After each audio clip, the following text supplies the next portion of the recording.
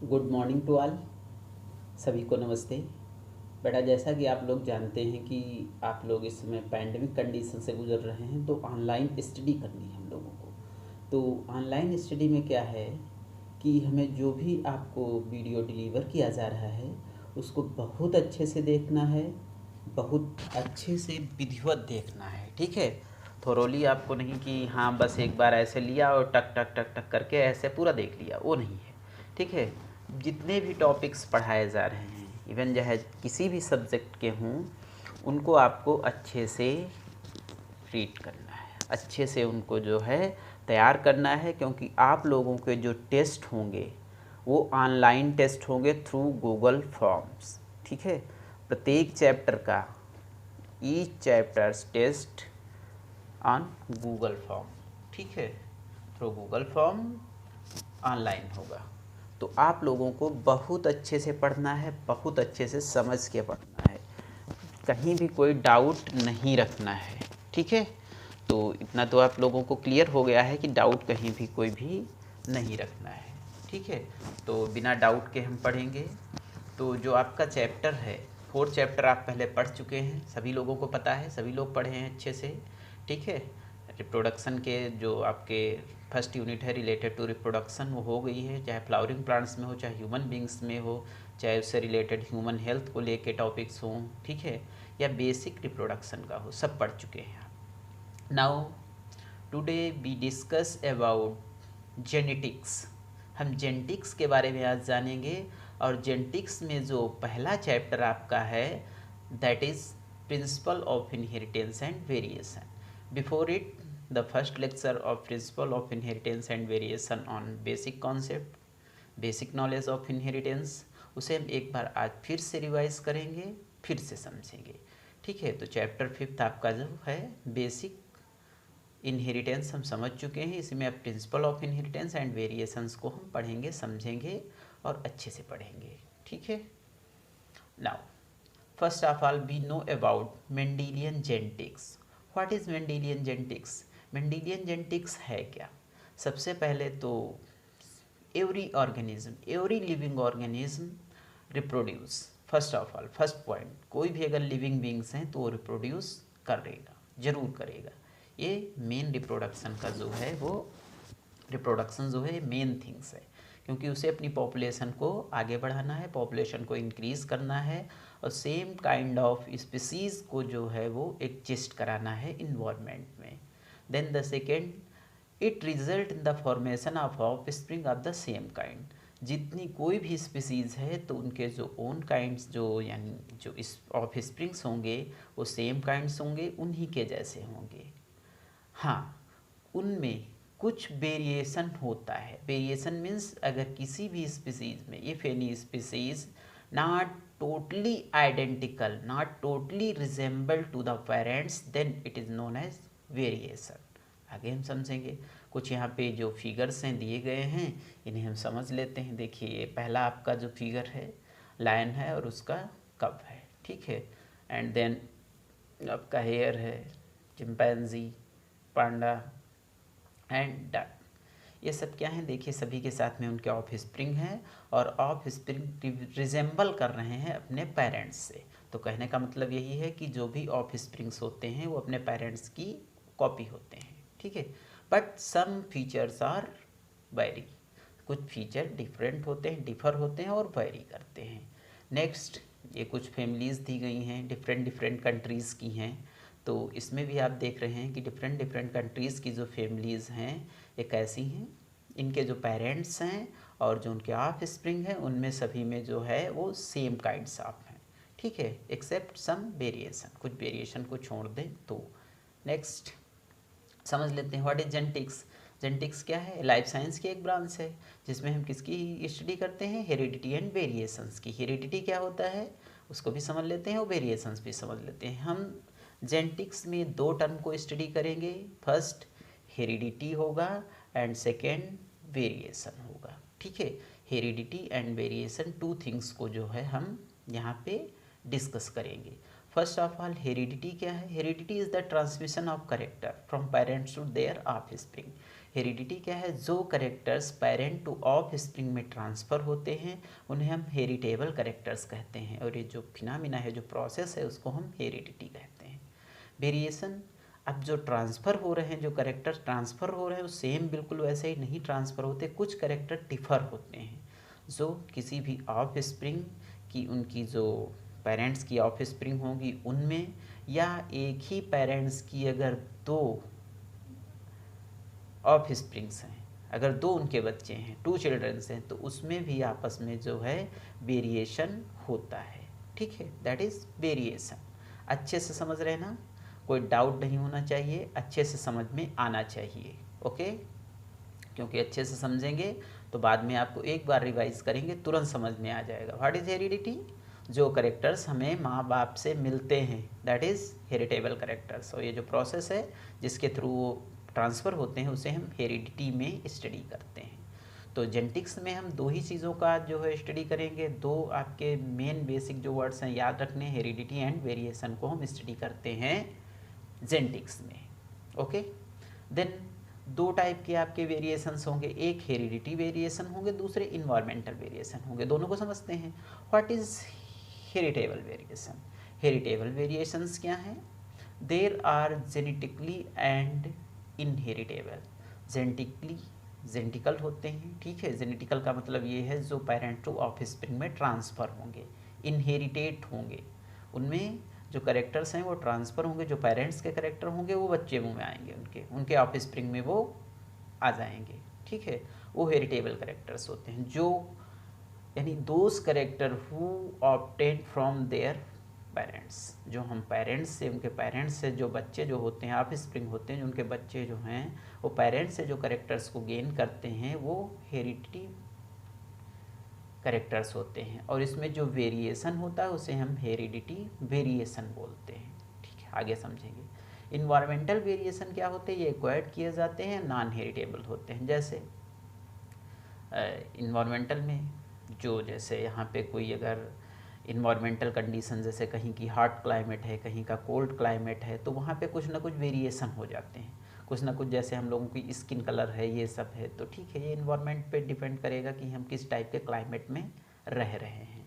ठीक है, तो ये रहता है जो हम आगे समझेंगे। कुछ और भी इन्वायरमेंटल करेक्टर्स हो सकते हैं, ठीक है, related to their some body organs भी कुछ हो सकते हैं, लंबे या छोटे होना है, आगे हम पढ़ेंगे। ठीक है, नेक्स्ट टॉपिक है, एक आपका यूनिट है, वहाँ पे पढ़ेंगे। ओके, देन अब हम समझते हैं जो फादर ऑफ जेनेटिक्स हैं, ग्रेगर जॉन मेंडल। आप लोग इनके बारे में बहुत अच्छे से जानते हैं। ज़्यादा दिन बेचारे जो है सरवाइव नहीं किए, ज़्यादा दिन नहीं जिए, लेकिन बहुत अच्छा काम कर गए। ठीक है, जो पूरी जो हेरिडिटी है, जो जेनेटिक्स है, उसको ये अच्छे से समझा गए थे। हाँ, इनको भी समझते हैं। तो क्या है इनकी, पहले सब फर्स्ट ऑफ ऑल जो है ये आपकी 1822 टू 1884, ये इनकी date of birth and date of death लिखा हुआ है। ठीक है, ऑस्ट्रेलियन मॉन्क थे, ऑस्ट्रिया के रहने वाले थे, ऑस्ट्रियन मॉन्क हैं। इनका मेन जो होम टाउन है वो ऑस्ट्रिया था। Hybridization experiment pea plant, hybridization अभी आगे समझेंगे। What is hybridization? जब हम दो टाइप के करेक्टर को मिक्स करते हैं आपस में तो उसे हम हाइब्रिडाइजेशन बोलते हैं।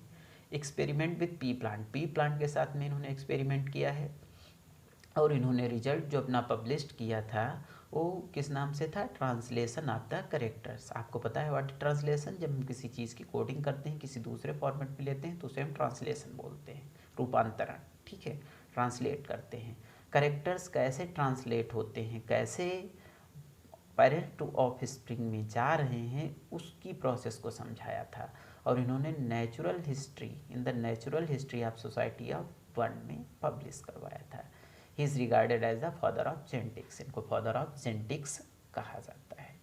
ठीक है, देन अगर हम आगे बढ़ते हैं तो इनकी थोड़ी जो लाइफ साइकिल है उसके बारे में जान लेते हैं कि क्या लाइफ साइकिल है, लाइफ में इन्होंने क्या क्या अचीवमेंट लिए, किस तरह की फैमिली से बिलोंग करते थे। इससे पहले मैं बता चुका हूँ आप लोगों को, थोड़ा एक ओवरव्यू आइडिया दे चुका हूँ, फिर से एक बार ले लेते हैं। ठीक है, तो पहला तो इनका लिखा है poor present in Moravia Austria. ये मोराविया ऑस्ट्रिया में जो है पुअर फैमिली से बिलोंग करते थे, बहुत ज़्यादा रिच नहीं थे। He suspend his school due to poverty in the family, गरीब होने के कारण बहुत अच्छी स्थिति नहीं थी परिवार की, फैमिली बहुत अच्छी नहीं थी, तो इन्होंने बीच में ही अपनी स्टडी को ड्रॉप कर दिया, सस्पेंड कर दिया। In 1843 he join church as a monk. फिर उन्होंने 1843 में चर्च में एज अ मॉन्क ज्वाइन किया और साथ में एक हाई स्कूल में ये पढ़ाते भी रहे। ठीक है। In 1847 he became the head of the monastery at Brno. फिर वहाँ पे हेड बन गए 47 में। अब जो है ऑस्ट्रिया में कार्ल ब्रूनो चेक स्लोवाकिया, अब उसको चेक स्लोवाकिया बोलते हैं ब्रून को। ठीक है, जो बर्न है in Austria. In 1851 he went to university of Vienna. ये वियना यूनिवर्सिटी में गए और वहाँ पे study natural history and mathematics. इन्होंने नेचुरल हिस्ट्री और मैथमेटिक्स में स्टडी, हायर स्टडी जो है वो एक्वायर की, ग्रहण की for 2 years। After his return he worked as a teacher in natural history, और नेचुरल हिस्ट्री में इन्होंने एज अ टीचर वर्क किया और साथ में मैथमेटिक्स में भी। ये इन्होंने वर्क कब तक किया? इन 1856 टू 1865 तक। ठीक है। ड्यूरिंग दिस पीरियड, इसी पीरियड में इन्होंने जो है जो पी प्लांट्स है उस पर अपने एक्सपेरिमेंट किए। बहुत केयरफुली इन्होंने एनालाइज किया। इनका कोई डाटा ऐसा नहीं था कि न्यूटन जैसा कि एप्पल गिरा तो कैसे गिरा, क्या हुआ, मतलब ऐसा नहीं, सोचने पे नहीं। पूरा जो भी एक्सपेरिमेंट था वो एनालाइज्ड बेस था, एनालिसिस करके दिया गया था और मैथमेटिकल प्रूफ था। पूरा तरह से स्टैटिक्स लगी हुई थी। How many seeds of round, how many seeds of tall plant, how many seeds of dark plant, ये सब पूरा जो है इन्होंने डाटा दिया। बहुत अच्छे से इन्होंने पूरा समझाया। थोड़ा बैड लग रहा है इनके साथ में कि ज़्यादा दिन जी नहीं पाए। इन 1884 में जो है डाइट हो गए इन्होंने। In 1865 published his result translation of the character in the natural history of society of burn में इन्होंने जो है ट्रांसफ़र किया। हाँ, फिर जो ख़त्म हो गए उसके बाद में इनकी डिस्कवरी ऐसे ही पड़ी रही, ऐसे ही पड़ी रही। ठीक है। अबाउट 15 ईयर्स के बाद में 3 scientist, Hugo de Vries in Holland, France Correns in Germany and Erich Tschermak in Austria, ये 3 जो साइंटिस्ट थे ये भी अपने अपने वर्क कर रहे थे। मेंडल से ही रिलेटेड वर्क था इनका। तो इन्होंने मेंडल का जो एक्सपेरिमेंट था, जो उन्होंने ट्रांसलेशन ऑफ वो किया था, तो उसको इन्होंने देखा, समझा, फिर कहा अरे ये तो बहुत अच्छी बात बता गए थे, हम तो इसको ध्यान ही नहीं दिए। तब इन्होंने रीडिस्कवर किया, rediscover by the Mendel's work. ठीक है। मेंडल्स वर्क को इन्होंने रीडिस्कवर किया और रीडिस्कवर करने के बाद में जो है मेंडल पॉपुलर हो गए। मेंडल पे ध्यान क्यों नहीं दिया गया था, पिछले लेक्चर में हम डिस्कस कर चुके हैं, क्योंकि उस समय डार्विनिज्म चल रही थी। थ्योरी ऑफ डार्विन जो थी वो बिल्कुल क्लाइमैक्स पे थी, सभी लोग उसकी चर्चा कर रहे थे। ठीक है, इसीलिए मेंडल पे ध्यान नहीं दिया गया था। डार्विन की थ्योरी को भी हम समझेंगे in next chapter, that is evolution. Okay, आगे हम कुछ टर्मिनोलॉजी की बात कर लेते हैं। पहले भी बात कर चुके हैं लेकिन थोड़ा अच्छे से बात कर लेते हैं। What is the terminology used in genetics. First of all we know about the factors और जीन। सबसे पहले मेंडल्स ने इसे फैक्टर बोला था, बाद में ये जीन हो गए, जीन बोला जाने लगा। फैक्टर्स क्या होते हैं? Functional unit of heredity responsible for the expression of character in the progeny. क्या होते हैं? ये फंक्शनल यूनिट होते हैं हेरिडिटी की, जो किसी भी करेक्टर्स को एक्सप्रेस करने में, किसी भी करेक्टर को दिखाने में के लिए रिस्पॉन्सिबल होते हैं। और ये parents two of spring transfer होते रहते हैं, इन्हें हम जीन बोलते हैं। बाद में ये जीन बोले गए। Locus, that is most important. Locus locus locus, कई बार लोकस आएगा तो इसको भी समझते हैं। What is locus? The position on the of the gene on the chromosome, यानी क्रोमोसोम पे जहाँ पे जीन होगा, जीन की जो लोकेशन है, that is locus. The location of gene, जो जीन की लोकेशन है किसी भी करेक्टर के लिए, वो लोकस बोला जाएगा। Allele, the alternative form of a gene for a contrasting character present on identical locus of homologous chromosomes. यहाँ पे देखिए 2 होमोलोगस क्रोमोसोम है, एक ये है, एक ये है, ये क्रोमोसोम है। ठीक है।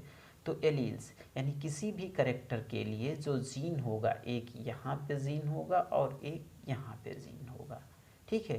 तो जो कंट्रास्टिंग करेक्टर होंगे, चाहे वो टालनेस के लिए हो, डार्कनेस के लिए हो, ठीक है, चाहे वो पिंक फ्लावर के लिए हो, रेड फ्लावर के लिए हो, वाइट के लिए हो, येलो के लिए हो, ग्रीन के लिए हो, सीड्स के लिए, राउंड सीड के लिए हो, रिंकल्ड सीड के लिए हो, तो ये जो करेक्टर्स होंगे ये कहाँ पे होंगे, जीन कैरी करेगा इस करेक्टर को, क्योंकि एक जीन केवल एक ही करेक्टर को कैरी करता है, one gene one character, Videl and टाटम ने दिया था, ठीक है। इसको भी हम समझेंगे आगे। नेक्स्ट कुछ और टर्मिनोलॉजी को हम डिस्कस कर लेते हैं। What is phenotype. फिनोटाइप पता है, एक्सटर्नल अपीयरेंस होता है, बाहर से ही देख के बता देंगे प्लांट लंबा है, टाल है, या प्लांट जो है डॉर्फ है, ठीक है, that is phenotype.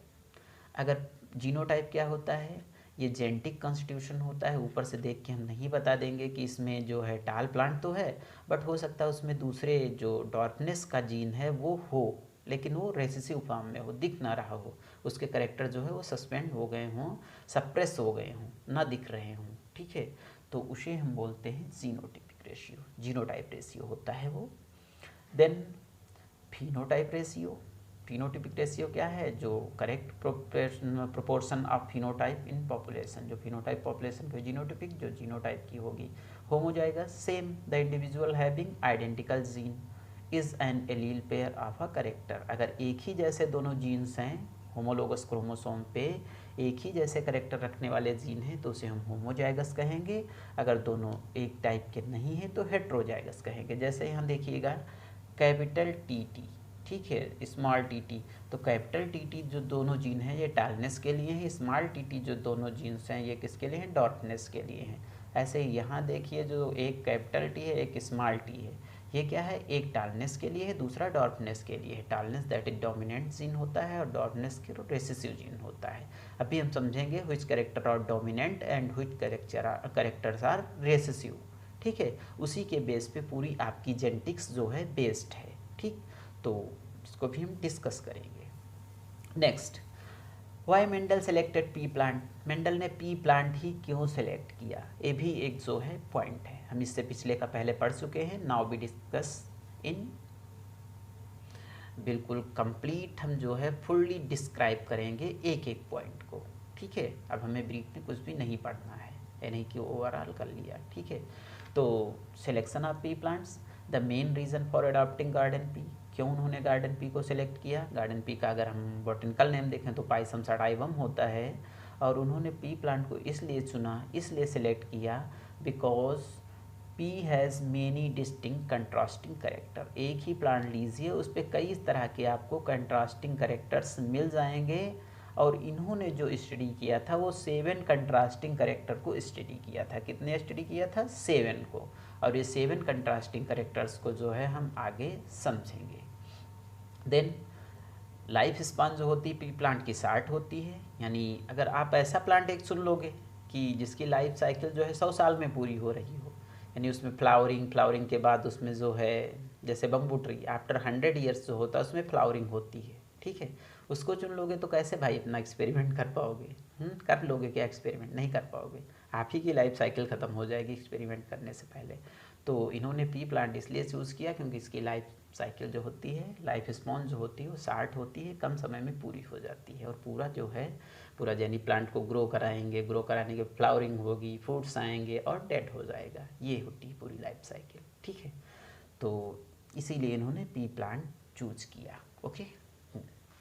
Then flowers और सेल्फ पॉलिनेशन, फ्लावर जो होते हैं उनका वर्टिसिलेस्टर टाइप का होता है, फर्स्ट ईयर में आप पढ़ चुके हैं, इंटर फर्स्ट ईयर में आपने क्लास 11th में आपने पढ़ा है, वर्टिसिलेस्टर टाइप होता है इसका, ठीक है। तो फ्लावर पूरी तरह से बंद रहता है, सेल्फ पॉलिनेटिंग होता है, बाहर से कोई पॉलिनेशन का चांसेस नहीं बनता है, बंद टाइप से फ्लावर होता है, ठीक है, क्लोज टाइप होता है।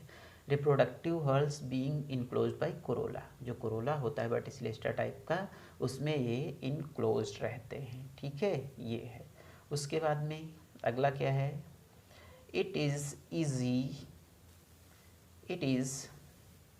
Easy to artificially cross pollination. अगर हमें ज़रूरत पड़ती है कि क्रॉस पॉलिनेशन कराना, हमें दूसरे टाइप के करेक्टर्स चाहिए तो हम क्रॉस पॉलिनेटिंग करा सकते हैं, इसमें आसानी से हो जाती है। द हाइब्रिड दस प्रोड्यूस वर फर्टाइल, और जो हाइब्रिड यहाँ प्रोड्यूस होगा वो फर्टाइल भी होगा, ये सब करेक्टर्स यहाँ पे थे। देन नेक्स्ट वर्किंग मेथड क्या था मेंडल का, वो भी समझ लेते हैं। Mendel success. और भी कई सारे, ऐसा नहीं कि मेंडल ने ही वर्क किया, किसी ने वर्क ही नहीं किया था, और भी कई जो साइंटिस्ट थे उन्होंने भी वर्क किया था। They work very hard, but the contrasting characters जो थे वो सेम टाइप के ले लिए उन्होंने, और ऐसे ही ले लिए कि जो एक ही जो क्रोमोसोम्स की आर्म थी वो एक ही पे थे, तो करेक्टर्स की ब्लेंडिंग हो गई और वो समझ नहीं पाए कि क्या हो रहा है। और जो मेंडल ने चूज़ किया, तो जितने भी करेक्टर्स इन्होंने लिए, 7 पेयर ऑफ करेक्टर्स लिए, वो सब अलग अलग जीन लोकस, जो उनका लोकस था वो डिफरेंट डिफरेंट था। इसीलिए मेंडल जो है वो सक्सीड हो गए, मेंडल सफल हो गए और उन्होंने सक्सेसफुल एक्सपेरिमेंट कर लिया। तो ये गुड लक भी था उनका एक। He studied only one character at a time, एक समय में उन्होंने सिर्फ एक करेक्टर को चूज़ किया और एक ही करेक्टर को स्टडी किया। जैसे टालनेस और डॉर्फनेस को लिया तो यानी प्लांट हाइट को ले लिया, अगर सीड कलर को लिया तो सीड कलर को लिया, सीड शेप को लिया तो शेप को लिया, ठीक है। फ्लावर पोजीशन को लिया तो फ्लावर पोजीशन को लेके स्टडी किया। तो at a one time only one character studied by Mendel, so he succeed. Okay.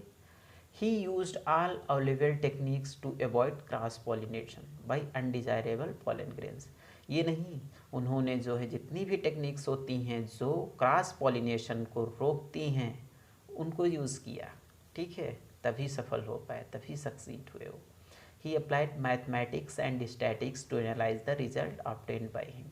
उन्होंने जो है मैथमेटिक्स और स्टैटिक्स का अपना पूरा उपयोग किया, पूरा यूज़ किया जो पढ़ के आए थे, ठीक है, तभी सक्सेस हुए, क्योंकि पूरा उनका जो है स्टैटिक्स बेस्ड पे फार्मूला था, 9:3:3:1 3:1 एज सो मैनी, इसी टाइप से बहुत सारे उन्होंने डाटा दिए थे। Mendel selected 7 contrasting character for garden pea for his hybridization. इन्होंने 7 कंट्रास्टिंग करेक्टर चूज किए थे जो कि मोस्ट इंपॉर्टेंट हैं। कौन कौन से करेक्टर हैं उन्हें याद भी रखना है और अच्छे से समझना भी है, हम डिस्कस करते हैं आगे। हाँ, यहाँ पे देखिए फ्लावर दिया गया है अच्छा सा, ठीक है, क्या है ये पी फ्लावर है। पेटल सब दिखाया गया है, जो भी पेटल, स्टिग्मा, एंथर, स्टामेन, कॉर्पेल है, सब आप वेल नोन हैं इनसे जितने भी। अब यहाँ पे प्रोसेस बताई गई है। प्रोसेस क्या है, देखिए इसमें एंथर को कट किया जा रहा है, एंथर को कट किया जाता है, ये इमैस्कुलेशन बोला जाता है। It is called emasculation, removal of anther. Anther को रिमूव कर देते हैं, इसे हम इमैस्कुलेशन बोलते हैं, ठीक है। बैगिंग भी की जाती है। बैगिंग में क्या होता है, स्टिग्मा के ऊपर कवर कर दिया जाता है पॉलीथीन से, तो ये क्रॉस पॉलिनेशन को रोकती है, अवॉइड करती है, ठीक है। हम जो भी एंथर है उसके काट देंगे, इमैस्कुलेशन कर देंगे, फिर जो डिजायरेबल जिसे हमें चाहिए एंथर, ठीक है, उस एंथर के पॉलन ग्रेन्स को वहाँ पे जाके क्रॉस पॉलिनेशन करवा देते हैं। Okay, understand. देन अब बेटा इसको बहुत अच्छे से देखिए, बहुत अच्छे से पढ़िएगा, ठीक है। क्या है, 7 pair of contrasting character selected by Mendel's for his experiment. यहाँ पे 7 करेक्टर्स जो मेंडल के हैं उनको मेंडल ने जो है स्टडी किया, और वो करेक्टर्स क्या क्या हैं उनको हम समझते हैं। करेक्टर्स मेंडल ने जो लिए हैं वो 2 टाइप के थे, एक डोमिनेंट, दूसरे रेसेसिव। डोमिनेंट और रेसेसिव हम पहले डिस्कस कर चुके हैं। डोमिनेंट क्या होता है, डोमिनेंट वह करेक्टर होता है that express in each generation, the character which express in each generation is called dominant, and the other second which is not expressed in all generation that is called recessive character, ठीक है। Recessive और dominant 2 type के characters होते हैं, 2 type की traits होती हैं। First of all height, height की बात कर रहे हैं, टाल है, ये शार्ट है। मेंडल ने पहला जो है हाइट को स्टडी किया, उसमें देखा कि कुछ पी प्लांट बहुत लंबे से हो रहे हैं और कुछ जो है छोटे छोटे रह जा रहे हैं, छोटे से, और कुछ लंबे से रह जा रहे हैं, ठीक है, लंबे से हो जा रहे हैं। तो ये उन्होंने पहला करेक्टर लिया, that is height of plant. Second, seed shape. Mendel ने अगेन जो है वो पी के सीड को लिया, और सीड उन्होंने देखा कि 2 टाइप सीड्स होते हैं, some are rounded and some are wrinkled. कुछ राउंड होते हैं, आप मार्केट में जाएंगे मिल जाएंगे आपको, राउंड येलो कलर के मिल जाएंगे, दैट इज राउंड सीड होंगे, वो डोमिनेंट करेक्टर है। और ब्रिंकल्ड जो झुर्रीदार मिलेंगे सिमटे सिमटे से, ठीक है, वो क्या होंगे, रेसेसिव करेक्टर रखेंगे। देन येलो एंड ग्रीन, कुछ आप देखेंगे कि जो पीप आते हैं वो येलो से होते हैं उनके सीड, और कुछ के ग्रीन आते हैं जो आप ईट करते हो, ग्रीन वाला, ठीक है, बाज़ार से भी लेके आते हो, उसको पहले भिगोते हो, उसके बाद में वो ग्रीन ग्रीन सा वेजिटेबल में यूज़ करते हो। ठीक है, ये सीड कलर हो गया, सीड का कलर है अंदर कॉटिलिडन्स जो होता है, ठीक है। देन सीड कोट कलर, जो बाहर की कोटिंग होती है उस कुछ में देखेंगे आप ग्रीन होगी और कुछ में वाइट होगी।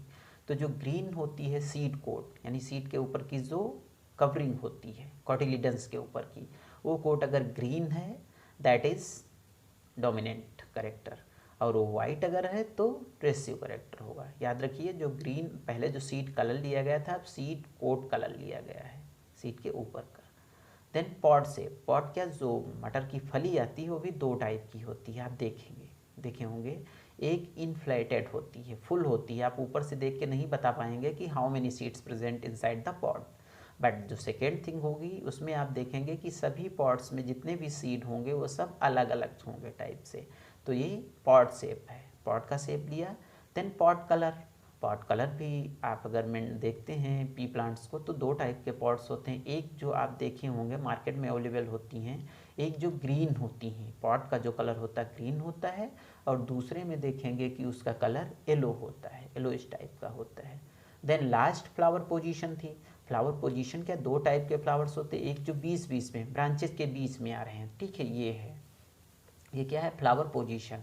इसे बोलते हैं एक्सियल, यानी अगर कोई प्लांट्स है तो इसमें देखिए ऊपर वाले में यहाँ पे भी दिखाया गया है, यहाँ पे देखिए ये एक्सियल वाली पोजीशन यहाँ पे दिखाई गई है, और नीचे टर्मिनल यानी टिप पे आएंगे, सबसे बाद में जो फ्लावर है वो टिप पे आ जाएंगे, ठीक है, टॉप पे होंगे, उसे हम टर्मिनेट बोलेंगे, तो टर्मिनल बोलेंगे। तो दो टाइप के आपके जो है फ्लावर पोजीशन होती है। तो ये भी हमने समझ लिया है अच्छे से, बहुत इंपॉर्टेंट है, अच्छे से समझिएगा इसको और बिल्कुल अच्छे से पढ़िएगा। और ऐसा नहीं है, अच्छे से पढ़िए, मज़े लेके पढ़िएगा, ठीक है। कोई बर्डन नहीं है बेटा कि पढ़ने में कि इतना ज़्यादा बहुत ज़्यादा प्रॉब्लम्स हो रही पढ़ने में और ये सब है, कुछ नहीं है। आराम से पढ़िएगा, आराम से पढ़ लेंगे, दैट इज़ सिंपल। एक एक टॉपिक समझते चलेंगे, पढ़ते चलेंगे तो कोई प्रॉब्लम नहीं है। If you want to study then it is easy. अगर आप स्टडी करना ही नहीं चाहेंगे तो ये बहुत डिफ़िकल्ट लगेगा, और पढ़ना चाहेंगे तो कहीं भी पढ़ लेंगे अच्छे से। हाँ, वही चीज़ है, seed colour, seed shape, flower colour, pod shape, pod colour, flower position and stem height, plant height, ठीक है, उसी को लिया गया है। Then now we discuss about Mendel's law of inheritance. What is the Mendel's law of inheritance, उसको समझते हैं कि मेंडल्स लॉ ऑफ इनहेरिटेंस है क्या, तो समझते हैं, चलते हैं आगे। हाँ, तो फर्स्ट लॉ जो है मेंडल्स का, that is law of dominance. First law क्या है, that is law of dominance, ठीक है, लॉ ऑफ डोमिनेंस है। दूसरा लॉ ऑफ सेग्रीगेशन है, और तीसरा लॉ ऑफ इंडिपेंडेंट असॉर्टमेंट है। तो 3 लॉज हैं, हम 2 लॉज को अच्छे से पढ़ेंगे। एक ही जो एग्जांपल लेंगे that is inheritance of one gene, जो कि आपका टॉपिक सी भी है, inheritance of one gene, inheritance of 2 gene. तो इसमें हम इनहेरिटेंस ऑफ वन जीन में दोनों को हम समझ लेंगे। तो पहला जो लॉ ऑफ डोमिनेंस है उसको हम समझ लेते हैं। What is the law of dominance. Law of dominance क्या है, characters are controlled by discrete unit called factor. अभी आप फैक्टर पढ़े हैं, जो जिसे हम जीन बाद में बोलेंगे। तो यानी कोई भी अगर करेक्टर्स हैं तो किसके द्वारा कंट्रोल किए जाएंगे, फैक्टर्स के द्वारा। फैक्टर्स अकर इन पेयर, जो देखा था capital T T, small T T, capital T small T. तो कोई भी अगर करेक्टर होगा वो पेयर में ही पाया जाएगा, पेयर में ही होगा, अकेला नहीं होगा, ठीक है। In a dissimilar pair of factor one member of the pair dominant and other recessive. अगर डिसिमिलर पेयर है, सिमिलर पेयर होंगे तो एक ही जैसे होंगे, या तो डोमिनेंट के होंगे या तो रेसिसिव के होंगे, वही करेक्टर शो करेगा। बट अगर डिसिमिलर पेयर है, एक करेक्टर जो है रेसिसिव है, दूसरा डोमिनेंट है, तो डोमिनेंट जो होगा करेक्टर वो शो करेगा, रेसिसिव शो नहीं करेगा। तो यही लॉ ऑफ डोमिनेंस है, यानी किसी भी प्रोजिनी में, किसी भी जनरेशन में जो करेक्टर शो होगा, यानी दूसरा रेसिसिव नहीं शो होगा। यानी अगर डिसिमिलर पेयर है, दोनों जो जीन्स हैं, जो पेयर ऑफ जीन्स है, ठीक है, जिसे एलील्स हम बोलते हैं। एलील्स में अगर एक जीन कैपिटल टी है, दूसरा स्मॉल टी है। एक एग्जांपल ले रहे हैं, capital T for tallness, small T for dwarfness. तो यहाँ पे क्या होगा, कैपिटल टी का जो है करेक्टर ओ शो करेगा, और यही लॉ ऑफ डोमिनेंस है। यानी जो भी हम मेंडल में पढ़े थे,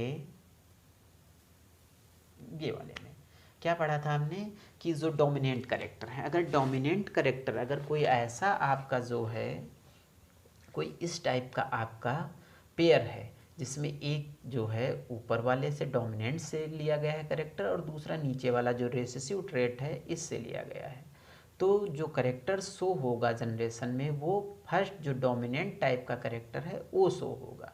ठीक, तो इसे ही हम बोलते हैं लॉ ऑफ डोमिनेंस। ठीक, लॉ ऑफ डोमिनेंस, इसको हम समझते हैं। The law of dominance is use to explain the expression of only one of the parental character in a monohybrid cross in the F1 first filial generation and the expression of both in the F2। ठीक है, F1 और F2 में दोनों में वो character show होगा। It also explain the proportion of 3:1 obtained at the F2। ठीक है, समझ लेते हैं। मोनोहाइब्रिड क्रॉस, या इसे हम also it is called inheritance of one gene. Monohybrid cross, mono means single होता है, वन होता है मोनो मीन्स। ठीक है, मोनो मीन्स वन होता है। तो अगर एक करेक्टर्स को हम स्टडी कर रहे हैं at a time, then it is called monohybrid cross or inheritance of one gene.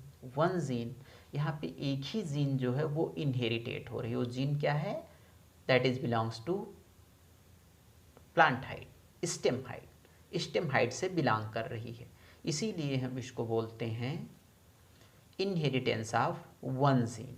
One gene inheritance होता है, यहाँ पे वन जीन का इनहेरिटेंस होता है। देखिए अच्छे से समझिएगा, ये टाल प्लांट्स के लिए है, ये डॉर्फ प्लांट के लिए है। टाल प्लांट के लिए कैपिटल टी और डॉर्फ प्लांट के लिए स्मॉल टी।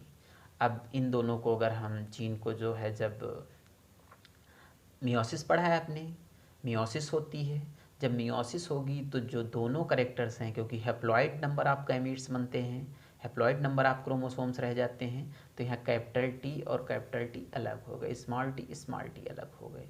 ठीक है, उसके बाद में F1 जनरेशन में क्या देखते हैं कि सभी को अगर हम क्रॉस कराएंगे तो ये यहाँ कैपिटल टी स्मॉल टी आएगा, यहाँ पे जो है capital T small T, capital T small T, capital T small T, सभी जगह कैपिटल टी और स्मॉल टी आएगा। अभी हमने पढ़ा है law of dominance. Law of dominance क्या कह रहा था कि जो डोमिनेंट करेक्टर है वही शो होगा, रेसिव करेक्टर शो नहीं होगा।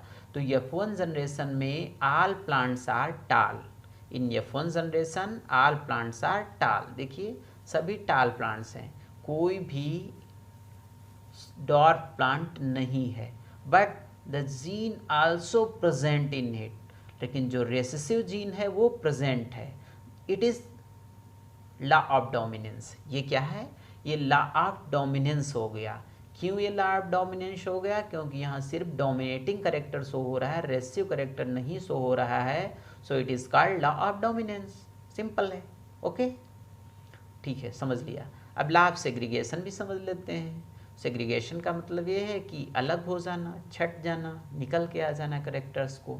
अब जो F1 जनरेशन में हमें प्लांट्स मिले थे, ये सब मेंडल कर रहे हैं, जो F1 जनरेशन में मेंडल को प्लांट मिले, उन प्लांट्स को आपस में उन्होंने जो है सेल्फिंग करा दी। सेल्फिंग का मतलब है सेल्फ फर्टिलाइजेशन। क्रॉस नहीं करवाया कि एक ही जैसे जितने F1 जनरेशन में प्लांट मिले थे उनको फिर से ग्रो कराया और आपस में सेल्फ पॉलिनेशन कराया। जब सेल्फ पॉलिनेशन कराया तो देखा कि जो F2 जनरेशन, जो अगली वाली जो जनरेशन आई, जो अगली वाली जो प्रोजिनी आई, वहाँ पे देखा कि 3 प्लांट्स आर टाल एंड 1 इज डॉर्फ। 3 प्लांट्स जो थे ये टाल थे और एक प्लांट्स छोटा था। ठीक है, अब इन 3 प्लांट्स जो टॉल थे और एक छोटा था, यानी ये दिखने में कैसे थे, 3 आर टॉल एंड 1 इज डॉट। It is called phenotype ratio. इसे हम फिनोटाइप रेशियो कहेंगे, दैट इज 3:1। ये 3:1 का होगा। 3 टाल प्लांट, एक छोटा प्लांट, 3:1। तो ये रेशियो में लिया, बट जो मेंडल ने वर्क किया था वो उन्होंने सीड्स को काउंट किया। 75 सीड्स, 75% सीड्स आर टाल, 75% जो प्लांट्स थे are tall and 25% plants are dwarf, ऐसा देखा। बट जब उन्होंने और आगे कराया तो देखा कि इसमें भी जो है जो 3 रेशियो था उसमें 1 प्लांट प्योर टाल था जिसमें कैपिटल टी जीन्स थे, बट जो 2 थे वो हाइब्रिड टाल थे। इट मीन्स वहाँ पे रेशियो करेक्टर जो था वो पाया जा रहा था, but they not show their characteristics, वो अपनी करेक्टरिस्टिक्स को नहीं शो कर रहा था। क्यों? Because that is ratio gene, अगली प्रोजेनी में करेगा जाके बेचारा। ठीक है, तो जो फिगर यहाँ पे दिया गया है ये F1 जो आपका है मोनोहाइब्रिड क्रॉस का है। F1 F2 दो जनरेशन को दिखाया गया है। F1 बोला जाता है first filial generation and F2 को बोला जाता है सेकेंड फीलियल जनरेशन। यहाँ पे दोनों जनरेशन्स को बताया गया है। और यहाँ पे जो है ये जो है इसको चेकर बोर्ड भी बोलते हैं, जो ये बना हुआ है इसको चेकर बोर्ड या पुनेट स्क्वायर कहते हैं। ठीक है, स्क्वायर फॉर्म में होता है तो इसको चेकर बोर्ड या पुनेट स्क्वायर भी कहते हैं। ये आपका जो है हो गया है, इसमें कोई बात नहीं, ये आप जो है क्लास 10th में स्टडी कर चुके हैं। ओके, एक ग्राफिकल रिप्रेजेंटेशन है, टाल प्लांट है, डॉर प्लांट है। आपस में जो है F1 जनरेशन में क्या देखा, सभी टाल आए थे, उनकी फिर से सेल्फिंग करवा दी गई है यहाँ जो F1 जनरेशन में आए थे। अब ये जो है F2 जनरेशन में देखिए 3 टाल हैं 1 डॉर्फ आ गया, ये 3:1 का हुआ। ठीक है, ओके, तो ये आपका जो है यहाँ पे हो गया। Then next law of segregation, यही जो 3:1 आया इसे ही लॉ ऑफ सेग्रीगेशन कहते हैं, क्योंकि कैरेक्टर्स यहाँ पे अलग अलग हो जाते हैं, सेपरेट हो जाते हैं। This lies based on the fact of the alleles do not show any blending, जो ब्लेंडिंग को नहीं शो करेंगे, लिगेशन को नहीं शो करेंगे, that is law of segregation. And both the characters are recovered as such in the F2 generation, जो 3:1 आया था। ठीक है, लेकिन but that is not seen in F1 generation, F1 stage में नहीं दिखेंगे, F2 में ही दिखेंगे। तो the parents contain 2 alleles during the gamete formation, the characters और alleles of a pair segregate from each other such that a gamete receives only one of the 2 factors. ठीक है, of course a homozygous parent produce all gametes that are similar, while heterozygotes one produce 2 kinds of gametes having one allele with equal proportion। ठीक है, heterozygous और homozygous पहले भी समझ चुके हैं। अगर एक ही टाइप के हैं that is homozygous, if different type dissimilar type genes present at the locus then called heterozygous। ठीक है, heterozygous कंडीशन में अगर डोमिनेटिंग करेक्टर है तो वही शो होगा, रेशियो नहीं शो होगा। जब दोनों जीन्स रेशियो करेक्टर के होंगे तभी रेशियो शो होगा। ठीक है, वही चीज़ है यहाँ पे सेग्रीगेशन F2 जनरेशन। अगर सेग्रीगेशन की बात करते हैं, लॉ ऑफ सेग्रीगेशन आता है तो F2 जनरेशन तक आप जाएंगे। ठीक है, F2 जनरेशन में देखेंगे कि यहाँ पे जो है 3 टाल प्लांट्स हैं, 1 डॉर्फ प्लांट है। डॉर्फ प्लांट जो है यहाँ पे सेग्रीगेट हो गया है, अलग हो गया है, निकल के बाहर करेक्टर्स इसका आ गया है। ठीक है, देन अगला इनहेरिटेंस ऑफ 1 जीन हमने समझ लिया, दैट इज मोनोहाइब्रिड क्रॉस था। Now we discuss about the inheritance of 2 gene, that is called dihybrid cross. यहाँ क्या होगा, cross made to study simultaneously inheritance of 2 pair of Mendelian factor of a gene. जो Mendelian factor थे, जो Mendel ने 7 character 7 contrasting character को select किया था, उसमें से अगर 2 करेक्टर को हम take 2 character at a same time, अगर एक समय में हम 2 करेक्टर्स को लेके स्टडी करेंगे, that is called dihybrid cross. In dihybrid cross the law of independent assortment follows. ठीक है, what is the law of independent assortment? The law state that when 2 pairs of traits are combined in hybrid, segregation of one pair of characters is independent of the other pair of characters। तो वहाँ पे जो segregation होता है एक pairs के characters का, वो टोटली इंडिपेंडेंट रहता है अदर पेयर ऑफ करेक्टर्स से। In dihybrid cross 2 new combination, 2 new combination आपको देखने को मिलेंगे, एक राउंड ग्रीन और एक ब्रिंकल येलो का मिलेगा। ठीक है, ये इंडिपेंडेंट असॉर्टमेंट को शो करेंगे क्योंकि ये पहले से नहीं थे, इनका कोई चांस ही नहीं था, बट ये आ गए हैं, तो ये कैसे इंडिपेंडेंट असॉर्टमेंट हो जाएंगे। राउंड ब्रिंकल्ड एंड सीड कलर जो भी है अलग अलग आपके टाइप के आ जाएंगे। That is dihybrid class. इसे हम एक बार बोर्ड पे भी अच्छे से समझ लेंगे, बोर्ड पे क्लास लेंगे तब हम इसको बोर्ड पे अच्छे से समझ लेंगे। ठीक है, पूरा मैं बना के बता दूंगा कैसे बनाएंगे, कैसे चेकर बोर्ड बनाएंगे, कैसे वो करेंगे। यहाँ पे भी एक बार देख लीजिएगा। यहाँ पे देखिए कैपिटल आर कैपिटल वाई ये दिया गया है। ठीक है, तो जो कैपिटल आर है, capital Y, capital R round के लिए है, कैपिटल वाई येलो के लिए है। दूसरे वाले में देखिएगा स्मॉल आर स्मॉल वाई। तो स्मॉल आर जो है that is for wrinkled seed and small y that is for green seed. Seed की बात हो रही, सीड कोड की बात नहीं हो रही है। ठीक है, तो ये दो टाइप के करेक्टर्स को लिया गया है, राउंड येलो, ब्रिंकल्ड ग्रीन। ठीक है, इसमें जो राउंड है डोमिनेंट है, ब्रिंकल्ड रेसेसिव है, येलो डोमिनेंट है, ग्रीन रेसेसिव है। अब इन करेक्टर्स को अगर हम पहले गैमेट फॉर्मेशन करेंगे तो दो ही टाइप के बनेंगे, राउंड येलो और ब्रिंकल्ड ग्रीन। अब इसकी हम जो है सेल्फिंग कराएंगे, जैसे पहले सेल्फिंग करवा रहे थे, तो इनकी हम सेल्फिंग जब करवाएंगे तो सेल्फिंग में क्या होगा कि यहाँ पे जो है आपके 4 टाइप ऑफ गैमीट फॉर्मेशन होगा। 4 टाइप के गैमीट्स फॉर्म होंगे। कैसे? पहला तो कैपिटल आर कैपिटल वाई हो जाएगा, दूसरा कॉम्बिनेशन बनेगा कैपिटल आर के साथ स्मॉल वाई बनेगा। ठीक है, उसके बाद में कैपिटल आर के साथ में जो है आपका जो दूसरा रहेगा कैपिटल वाई हो गया, कैपिटल आर कैपिटल वाई तो हो गया, दूसरा कैपिटल आर स्मॉल वाई हो गया, तीसरा आप यहाँ से जब लेंगे तो आपका स्मॉल आर और कैपिटल वाई होगा, और चौथा स्मॉल आर और स्मॉल वाई होगा। तो ये करेक्टर्स जो है आपके बनेंगे। 4 टाइप ऑफ गैमेट फॉर्मेशन होगा, और गैमेट जब फॉर्म होंगे 4 टाइप्स के, फिर उनकी जब सेल्फिंग कराएंगे तो आपका जो रेशियो मिलेगा वो 4 टाइप के सीड्स का मिलेगा। 4 टाइप के सीड्स जो हैं आपके ये जो कुछ तो होंगे जो राउंड येलो होंगे। कितने होंगे? ये 9 होंगे जो शो करेंगे the seeds are round yellow. Then round green को भी शो करेंगे, राउंड ग्रीन होंगे। ठीक है, राउंड ग्रीन सीड्स होंगे, दैट इज़ 3 में होंगे राउंड ग्रीन। देखिए ये 3 है, 3 सीड्स हैं। उसके बाद में 3 सीड्स आपके ब्रिंकल्ड येलो होंगे, जो आपकी ये दिखाएंगे, ये ब्रिंकल्ड येलो हैं। ठीक है, 1 2 3 ब्रिंकल्ड हैं, एंड देन 3 आपके जो हैं 3 ब्रिंकल्ड हो गए, और 1 जो आपका है वो कैसा होगा? सबसे लास्ट में जो नीचे कॉर्नर पे ये वाला, ये कैसा है? ये आपका जो प्योर रेसेसिव है जो आपने ऊपर लिया था पेरेंटल में, ठीक है, ब्रिंकल्ड ग्रीन, वैसा होगा। तो यहाँ पे जो रेशियो आएगा वो 9:3:3:1 का आएगा। ठीक है, अगर 9 रेशियो को हम फिर से डिवाइड करते हैं तो 9 जो है उसमें 3 राउंड होंगे, 1 ब्रिंकल्ड, 3 येलो, 1 ग्रीन, इस टाइप से जो है इसका पूरा आएगा। ठीक है, तो ये पूरा डाई हाइब्रिड क्लास है, इसको हम एक बार फिर से समझ भी लेंगे, ऐसी बात नहीं है। देन अगला क्या होता है? Incomplete dominance. इनकम्प्लीट डोमिनेंस क्या है उसको भी समझते हैं।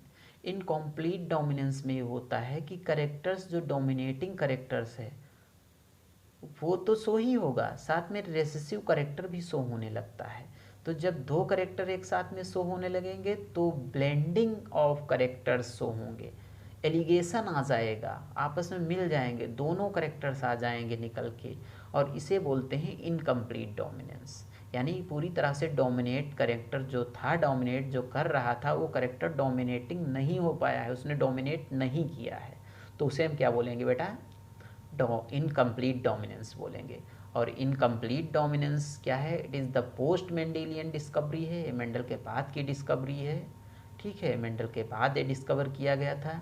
Incomplete dominance is the phenomena of neither of the two alleles being dominating so that expression in the hybrid is a fine mixer और intermediate between the expression of 2 alleles. 2 alleles के बीच के करेक्टर्स को रखेगा। जैसे एक red लिया flower, एक वाइट फ्लावर लिया, तो ये जो इनकम्प्लीट डोमिनेंस में होगा तो पिंक फ्लावर मिलेंगे, ये नहीं कि सभी रेड मिलेंगे। 3:1 आएगा, 3 red and 1 white, not. Incomplete dominance में क्या होगा? 1 रेड, 2 पिंक, 1 वाइट। ठीक है, ये इनकम्प्लीट डोमिनेंस है। सबसे पहले किस में सीन किया गया था, मिराविलस जलापा, फोरोक्लांग प्लांट भी बोलते हैं इसको, स्नैपड्रैगन, ठीक है, स्नैपड्रैगन कहते हैं, मिराविलस जलापा है। There are 2 type of pure breeding plants होते हैं, 2 टाइप के प्लांट्स आपको मिराविलस जलापा के मिल जाएंगे। वन इज विच है रेड फ्लावर एंड अदर है वाइट फ्लावर, 2 टाइप के फ्लावर्स होंगे। इनका जब क्रॉस कराया गया तो पूरा वही देखते हैं, हाँ रेड वाला था, ठीक है, और दूसरा वाइट वाला था। दोनों को आपस में जब क्रॉस कराया तो देखा कि F1 जनरेशन में आल पिंक क्या पाया कि सभी पिंक हो गए। मेंडल का रूल यहाँ पे तो फॉलो नहीं हो रहा है। मेंडल ने क्या बताया कि जो डोमिनेटिंग करेक्टर होता है वही शो होगा, रेसिव करेक्टर नहीं शो होगा। बट इनकम्प्लीट डोमिनेंस में क्या है कि दोनों का ब्लेंडिंग, जो दोनों का मिक्सर था करेक्टर, वो आ गया। ना तो रेड है फ्लावर ना तो वाइट है, मिलके क्या हुआ, पिंक हुआ, तो पिंक आ गया। फिर जब पिंक पिंक वाले आपस में सेल्फिंग फिर से हुई, जितने भी पिंक फ्लावर थे उनको फिर से ब्रीड कराया, फिर से सेल्फिंग कराई, फिर से जो है ब्रीडाइजेशन करा दिया उनको।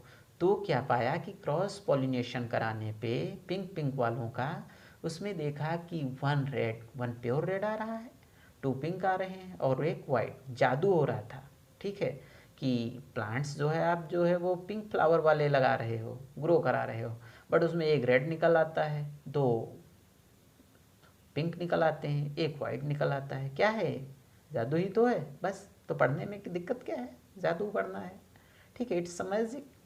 इनकम्प्लीट डोमिनेंस है। मज़ा आ रही थी मेंडल जो है उनको, जो साइंटिस्ट कर रहे थे, ठीक है। तो उन्होंने जो है इनकम्प्लीट डोमिनेंस देखा, हुगो डी ब्रीज जो है म्यूटेशन देखा था हुगो डी ब्रीज ने, ठीक है, और यही है। तो इसमें भी जो जीनोटिपिक और फिनोटिपिक रेशियो था वो सेम आया, यानी जो देखने में था वही उनके जीन्स भी थे। तो यहाँ पे दोनों टाइप का रेशियो सेम था। तो पूछा भी जाता है in which type dominance, in which type ला the both genotype and phenotype ratio are same. तो इन इनकम्प्लीट डोमिनेंस दोनों टाइप के जो आपके रेशियो हैं वो सेम होते हैं, ठीक है। बात कर लेते हैं हम कोडोमिनेंस की। कोडोमिनेंस का जो एक सबसे सिंपलेस्ट एग्जांपल है that is blood group.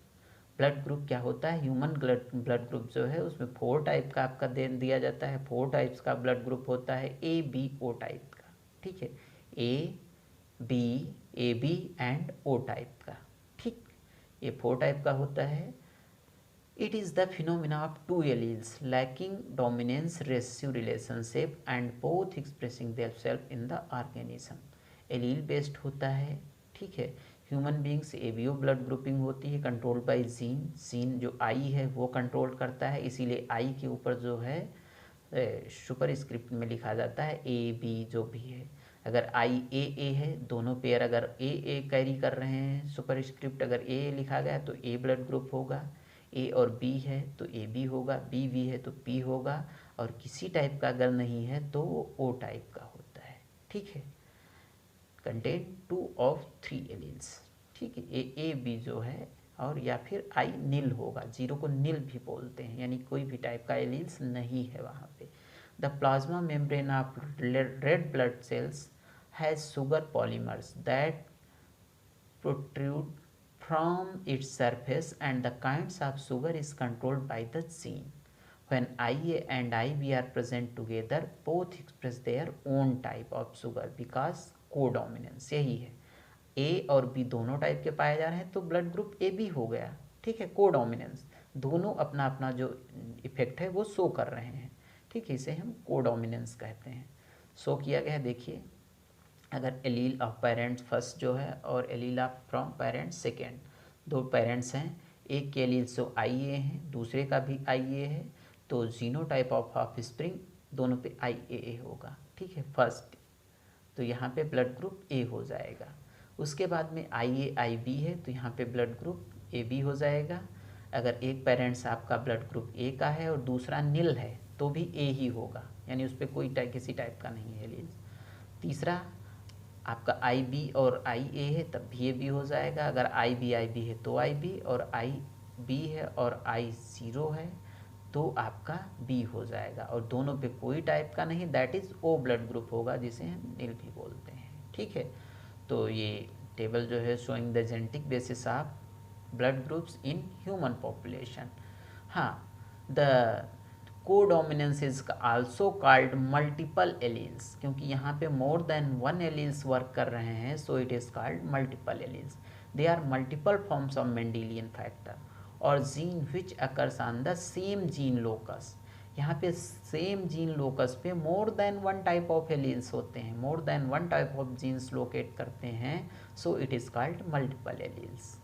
Distributed in different organism in the gene pool with an organism carrying only 2 alleles and a gamete only 1 alleles. ठीक है, गैमीट एक ही बट ऑर्गेनिज्म कैरी करेगा 2 एलील्स को, जनरल में होता है जो जीन पूल होता है. ब्लड ग्रुप में क्या होता है, मोर than one type of alleles होते हैं. ABO blood group is also provide a good example of multiple alleles.